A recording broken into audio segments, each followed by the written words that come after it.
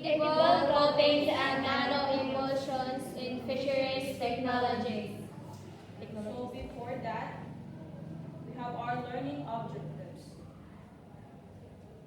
By the end of the lesson, learners will able to, please read everyone. Explain the role of edible coatings and nano-emulsions in shelf life extension. Differentiate between traditional plastics and sustainable bioactive alternatives. Propose a specific application for local seafood products. Example, bangus and shrimp. Okay. So now we will start with our problem. So why does fish smell fishy after the day? Do you have any idea? Yes, Miss Vivian. For me, it smells fishy because of the blood na naapa sa fish. Thank you. Do you have any idea? Add on lang. Wala na? Yes? And isa po is ang moisture content nga naa sa isda is makakause po siya o mabaho.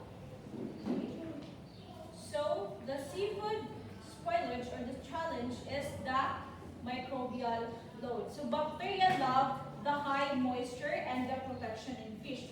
No, pag magbutang taog isda sa freezer without draining it properly, na-adjoy mga tubig ang moisture is mo siya ang mag-create of bacteria. Ang bacteria, love dyan niya ang mga moisture, mga basa. Mo lang, isa na siya ka challenge. Yes, reason nga nung ang isda may bako siya. And then kung ang fish or ang kantong imong seafoods nagikuan is wala na moisture, wala siya ang tawagan na is oxidative rancidity. So mo na siya ang reason nga nung mubango ang isda. Because of without proper drying the moisture, without proper packaging, without proper paghugas pod, pag-storage, mo na siya. So, kani is problem man siya sa mga packaging. What is the problem? No? Kung magamit ako plastic, kaya di makasagaran sa ato is mag-store taog mga fish, magamit siya tag plastic kanang vacuum sealed nga mga plastic. So what is the possible nga possible nga outcome kung sige tagamit og plastic cellophanes? Anyone?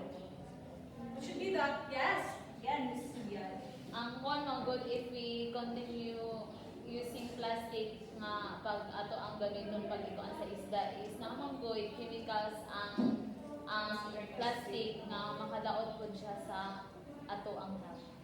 Yes, the more magudtades, the problem with plastic is effective barrier siya. Although effective jud ang like mga vacuum packaging kay ma-sealed man jud ang ato, ma-store man jud, pero naa siya mga effective na baka create siya o pollution. Like di ba kanang sa dagat o for example ang mga plastic pataka arbay taglabo bisan asa lang nato without know na naka-hard data not only sa planet, environment, pati pud sa ato. Kay madaot magpunta kay kung paano na siya sa fish, magpunta maano man madaot man pud ang fish unya kanon nato. So, lang ta sa time.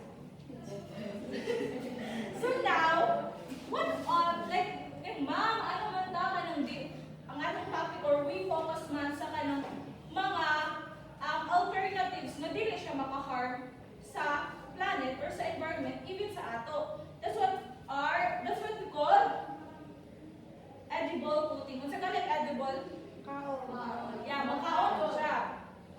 So the definition is a thin layer of the edible material formed directly on the food surface. So ang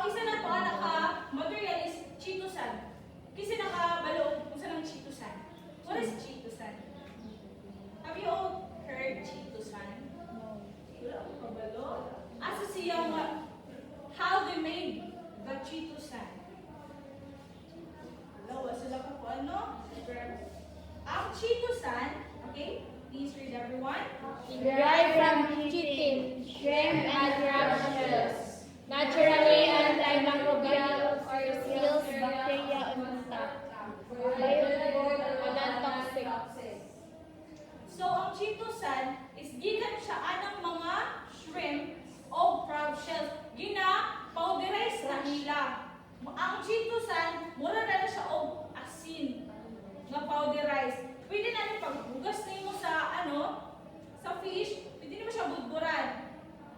I-libanin nimo siya para pod ang chitosan, it will like mura siya og shield sa bacteria. Pwede imo siya ibabad siya sa chitosan before nimo siya i-store. Kay maano man po niya, ma-contain na niya ang moisture, dili siya dali ma-contact. Yes. Adsorbent. Yes. Preserve, yes. Once siya kay, edible na mo siya. Yes, pwede mo siya yes, ganun mga preservatives, like salt, diba nga na? Chitosan also can be preservatives. Next is nano emotions. Have you know what is nano emotions? Nano ra gamay. Nano. Ano man ang nano? Gamay. Small particles, diba? Yes. So the concept is traditional oils don't mix with water. Diba oil dili mo mix in water kasi nang mo. So nano emotions break plant essential oils. Ang nano emotions nga gigamit diri is gikan siya sa mga plants. Like rosemary, kita natin kay rosemary diri. Cinnamon. Diba humot ang cinnamon ng rosemary? Ginaano siya into oil. So na siya. Kay, diba ang chitosan, shield, ang kaning weapon siya. Kay siya man ang kuan sa mga bacteria nga naaanan. Yes. Pwede din siya nimo i-add. Diba ka ng rosemary oil, pwede mo na siya kay, diba mo na ginagamit yung maglutog steak? Para humot siya. Yes. So why nano? Why nano? Why nano? Nano mahal. It increase surface area. It's better coverage of the fish and stability. The oil stay mixed and don't separate. Di ba pag ang oil wrap, dili siya mo-separate bisan pagbugan mo siya tubig. Ang oil, kumpak dyan siya magbuwag-buwag. Yes, because of the molecules, no? And then, efficiency. Use less oil but provide stronger protection against spoilage. Di ba na may uman ka kanang dili sila magamit ko ng mga oil?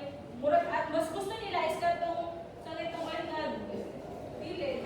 Coconut oil. Olive oil. Like olive oil and coconut oil. Mas better siya kaysa sa oil na atong gina-use everyday. Kaya ang natira may fats. So kani, pwede pa ni rosemary. Rosemary oil na rosemary oil. Rosemary oil. Naa.